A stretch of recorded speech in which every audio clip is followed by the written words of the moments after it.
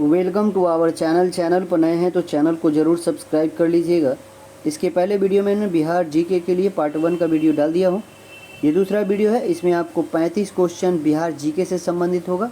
5 option के वाला है, क्योंकि बीपीएससी के एग्ज़ाम के टीचर की बहाली में 5 ऑप्शन का ही रहेगा, तो इसलिए 5 ऑप्शन वाला आप क्वेश्चन को बनाइए और देखिए कि आप कितना क्वेश्चन सही कर पाते हैं। बिहार से क्वेश्चन लगभग 15 पूछा जाएगा और 15 क्वेश्चन कम नहीं होता, 80 में से 15 क्वेश्चन लगभग बिहार से रहेगा। तो बिहार पढ़ना बहुत ज़रूरी है और 69 बीपीएससी जो देने वाले हैं उनके लिए भी बहुत इंपॉर्टेंट है, क्योंकि 69 बीपीएससी जो होता है उस समय क्वेश्चन लगभग 20 से 25 पूछा जाता है।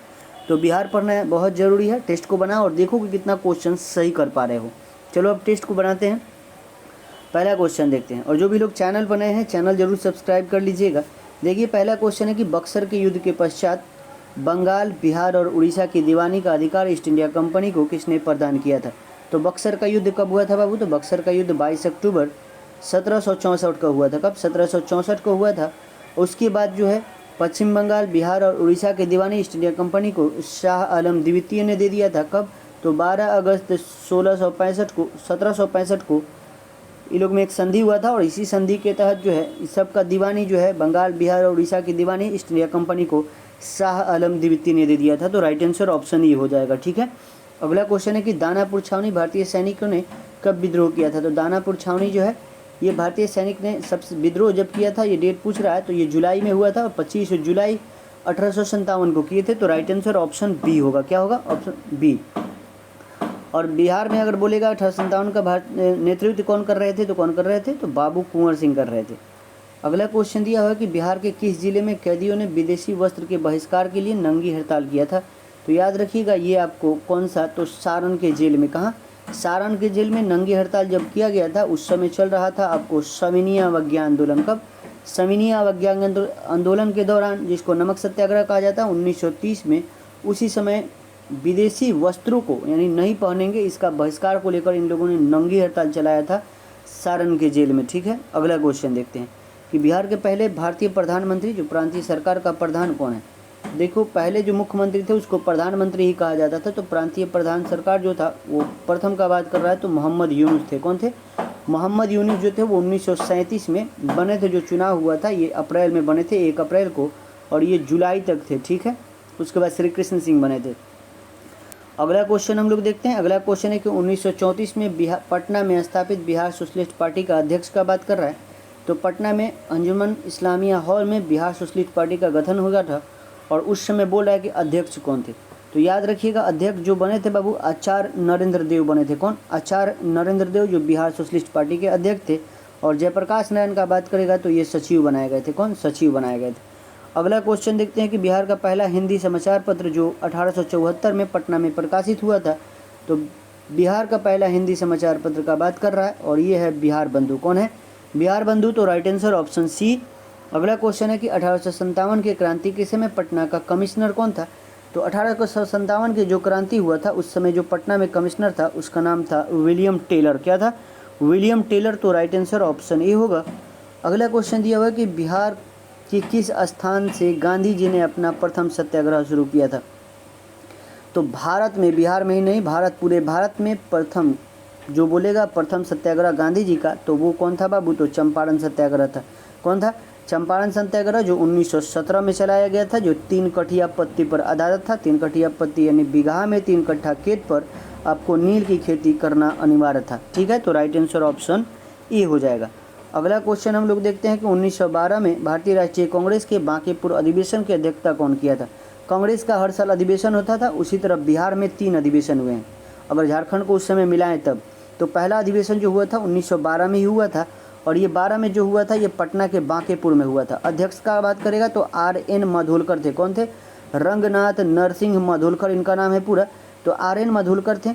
दूसरा बोलेगा तो 1922 में हुआ था। कब हुआ था? 1922 में, जो गया में हुआ था। कहाँ हुआ था? गया में हुआ था, और यहाँ पे CR दास यानी चित्तरंजन दास अध्यक्ष थे। ठीक है।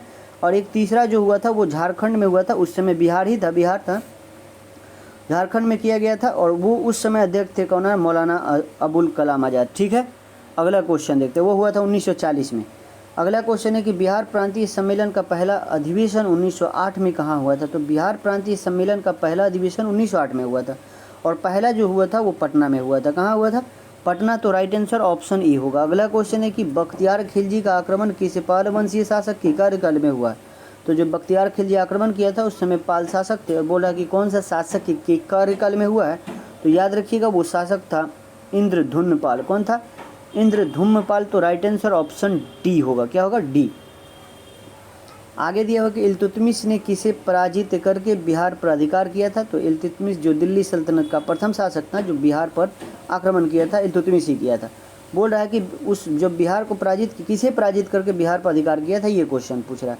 और इसने किया था किसको बाबू? तो हिसामुद्दीन एवाज को। किसको? हिसामुद्दीन एवाज को। तो राइट आंसर ऑप्शन ए होगा।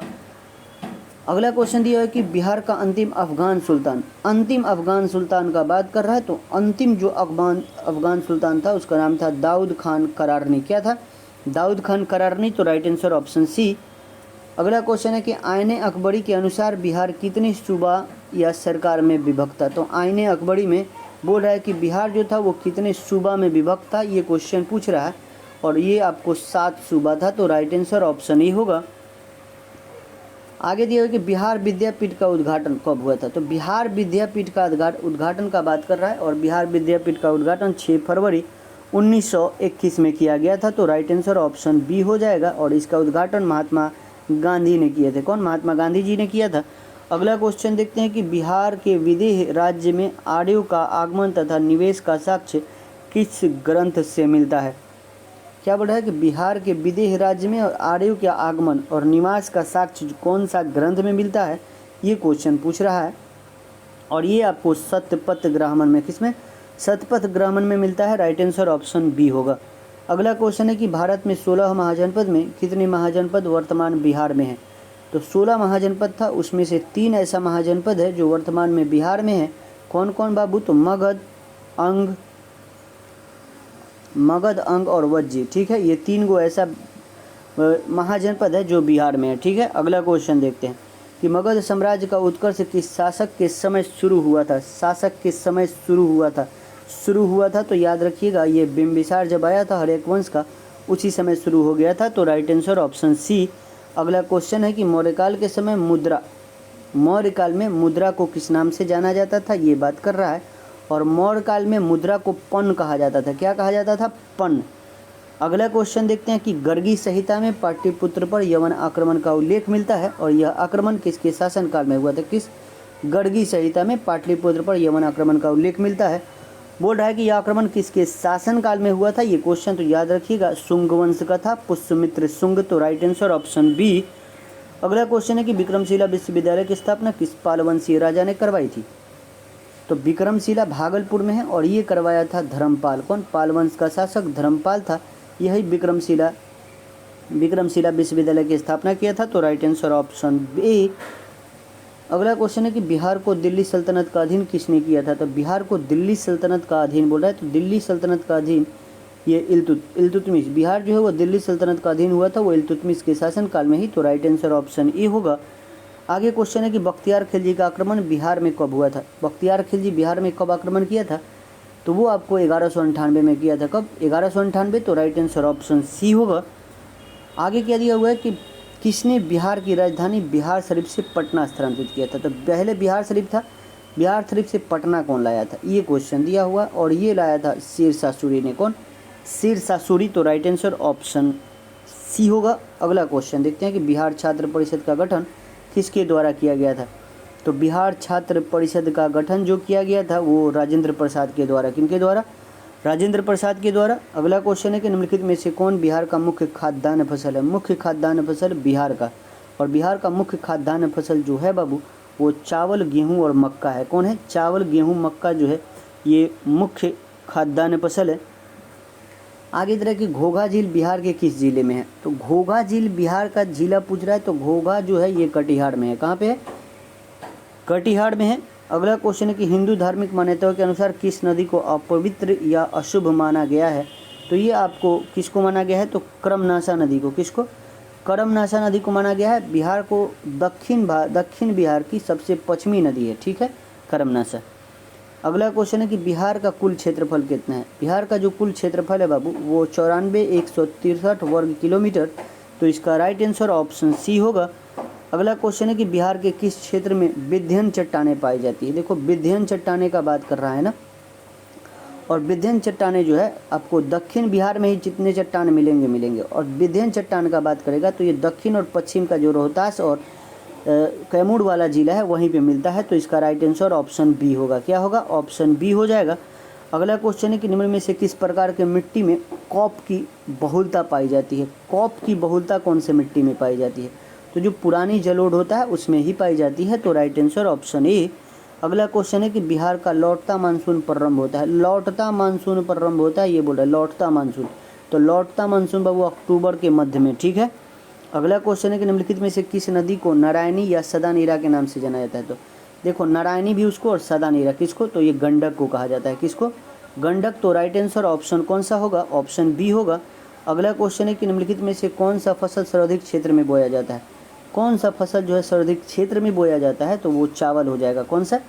चावल हो जाएगा। अगला क्वेश्चन जो आज का अंतिम क्वेश्चन है कि उदयपुर वन्य जीव अभ्यारण्य बिहार के किस जिले में है। उदयपुर का बात कर रहा है, और उदयपुर जो है ये आपको पश्चिमी चंपारण में है।